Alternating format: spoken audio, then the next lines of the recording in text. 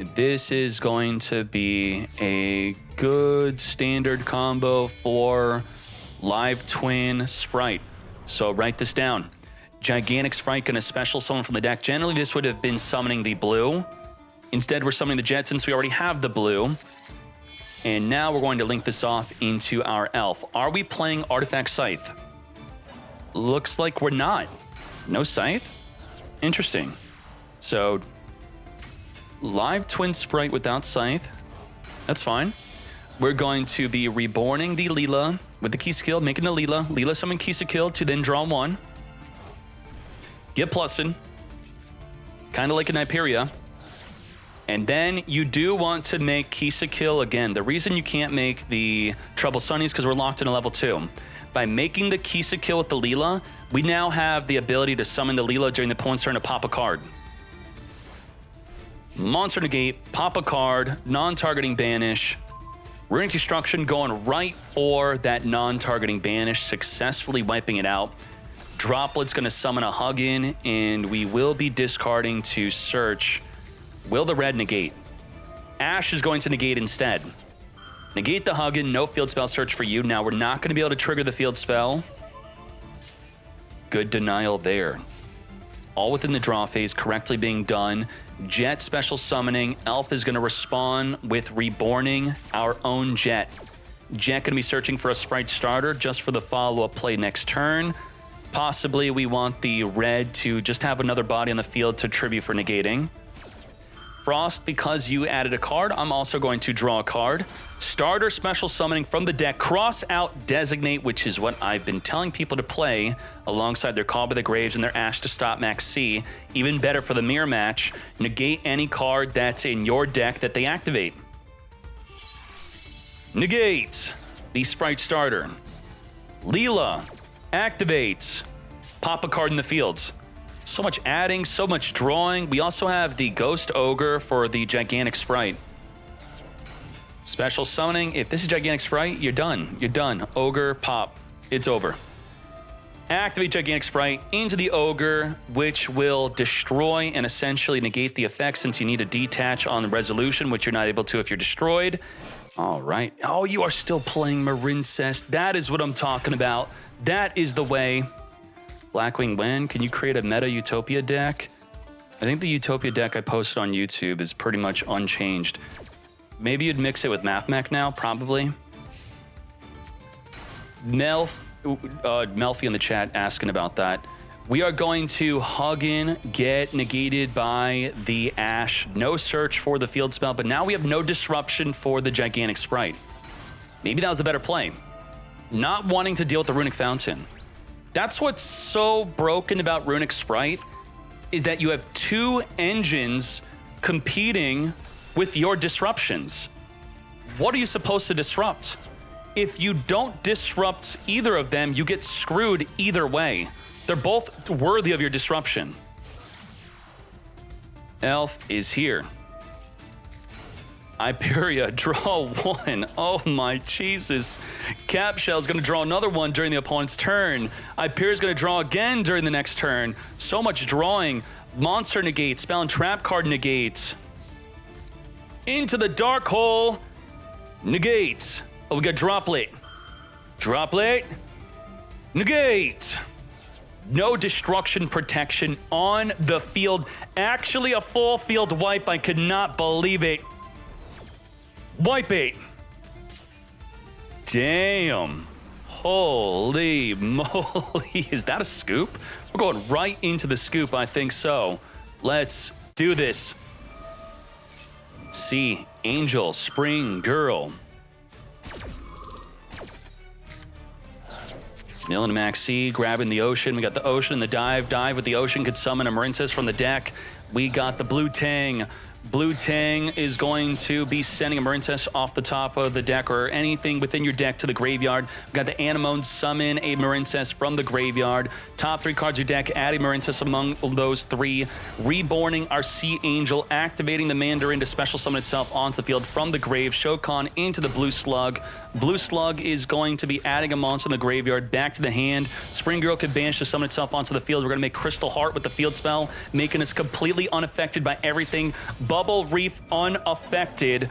We are now going to equip to boost up that Bubble Reef, also adding a card in the graveyard back to the hand. Spring Girl banishing to come forth and summon. 4,600, 5,200, reborning the Anemone for lethal damage and completely unaffected, all off of resolving a dark hole. Pure Spright versus Pure Runick. We combine these both players to create Runick Spright. Pure versus Pure. Let's go. Is Pure Runick still good? Elf is going to reborn. Untargetable. Starter setting up the Carrot, the spell and trap card negate. When should Carrot negate? If Carrot tributes a monster to negate Gozen match, then the Gozen match still stays face up. It still floodgates you unless the Carrot tributed a Link or Exceed. So you do have to be careful on that. Maxx C in the draw phase, whipping out the Amano Wado, turning off the fields of monster effects. Even the hand cannot be activated. Cosmic Cyclone, wiping out the random Call by the Grave, as we now have a Flashing Fire. Cannot use Masquerena, cannot use the Elf. Wiping out the Fool before activating our Runick card, locking us out of our battle phase. Flash Fire, follow up, draw 3 with Card of Demise, which is newly semi-limited. Cosmic Cyclone, taking out Cosmic Cyclone.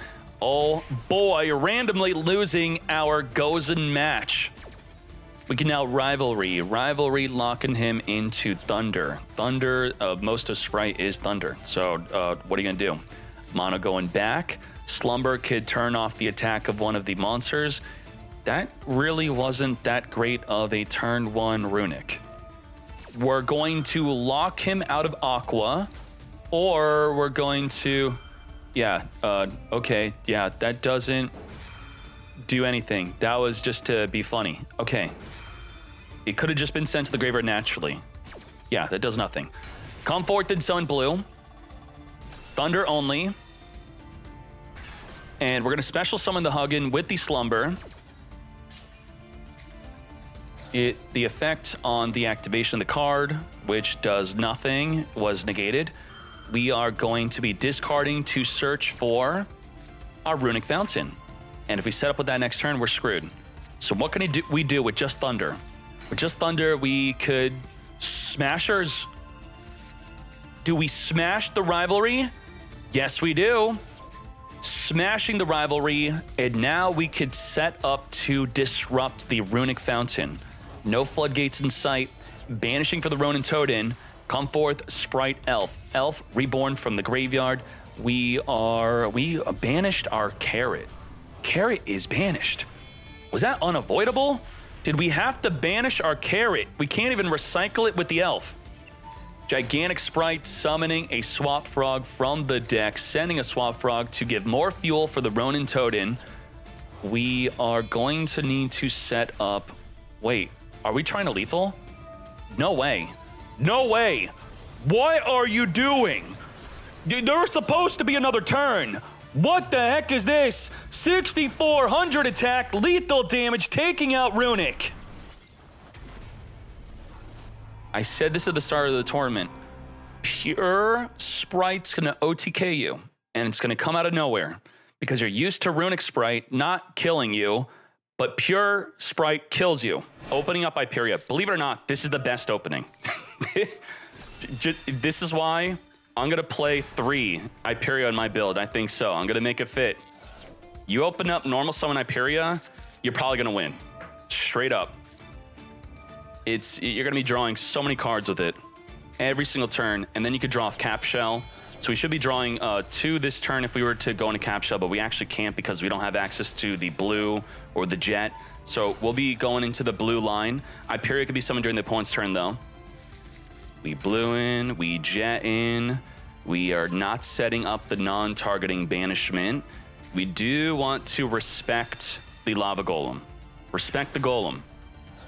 So we're gonna want a lot of monsters. If we just put up a Masquerena and a Spright Elf, it's not gonna be good. Drawing 3 off the Runick Fountain right away, just like that. This is incredibly imbalanced. But Lava Golem plus the Kitty Cat is a good combo. You can't normal summon the Kitty Cat unless your opponent says nothing, which happens a lot, actually. You will want to discard the kitty cat with your Huggin and then reborn it with the Sprite Elf. Then you could return the Lava Golem back to your hand. Ideally, you would reborn it from the deck with your Gigantic Sprite. We are going to Runick Slumber into the Maxx C. Maxx C. What upsets me about Maxx C is that because of Maxx C, I have to dedicate 9 slots of my deck because of Maxx C. Doing exactly what I said, discarding the kitten, you have to play 3 Maxx C, which if it was just that, I would be fine. But you have to play 3 Maxx C, then you have to play 3 Ash to stop the Maxx C, then you have to play 2 Call by the Grave to stop the Maxx C, and you probably should be playing Crossout Designate also to stop the Maxx C. So when I am playtesting these decks before they come out in Master Duel, I'm playtesting them on a TCG simulator without Maxx C. And then when I bring it over to Master Duel, I now have to take 9 cards out to stop Maxx C and play Maxx C. So it makes everyone's decks too similar. There's less text. It just makes decks less interesting inherently. I think that's my main gripe with Maxx C. Minus 8 to 9 slots out of everyone's deck is now the same because of it. I think that alone is why Maxx C should get hit, despite how unfair you perceive the card to be. I think just eating 8 to 9 slots out of every deck, that's not cool. Not cool. Dinomorphia. All right. Against Runick Spright. Into the Dinomorphia Frenzy. I guess to be fair, you didn't know you were playing against this deck, but again, I'll repeat, Cosmic Cyclone, Destruction, use it in the draw phase. Just YOLO snipe the back row if you could get lucky. It has to be used during the main phase. Can Kaido counter Runick Spright? I know Kaido built their deck to beat Runick Spright. We're going to Shokan into Kentragina, and let's set this up. Let's search for Dinomorphia. Kentragina for the best build of Dinomorphia. We even have some quick tips. I think we'll put this on more deck type breakdowns. What do you think? Quick tips at the top, on top of the breakdown.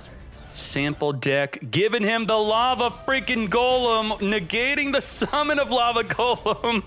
Oh gosh. We could have played around Lava Golem, and I think you have to. The Rex term is very important to be on the field because they cannot activate the effects of monsters that have an attack greater than or equal to your life points. You put a second monster on the field by doing the Kentragina into the Rex term. You now played into the Lava Golem, especially against Runick Spright. We know they're playing 2 to 3 Lava Golems. Fountain into the Slumber, Slumber into the Huggin. Huggin being someone going to trigger the Runick Fountain, draw 3. And we know where this is going. How are we going to recover from that? There's no freaking way. We are searching for non-targeting banish. You have spell and trap card negate, monster negate, gigantic sprite mates, going into draw card with the cap shell. Sprite Elf could then reborn the cap shell. Well, we actually don't have a good exceed to make with it. We could make a, yeah, we don't have a good exceed. Masquerina, that is. That's fine. And boy, how are we going to deal with this? There's no freaking way. Fossil Dig and Miscellaneous. In response to that Miscellaneous being summoned, we're going to go into our cap shell. Sprite Smashers is going to banish the Miscellaneous source within the battle phase. Did not force out the Masquerina. Follow up Fossil Dig, but we have no summon left. We are going to simply negate it, triggering the cap shell. Jeez. Cap shell triggering off of being tributed by the Sprite Carrot or the red, used for fusion, synchro, or link. So Masquerina, Sprite Elf being detached with the Djin. What the hail?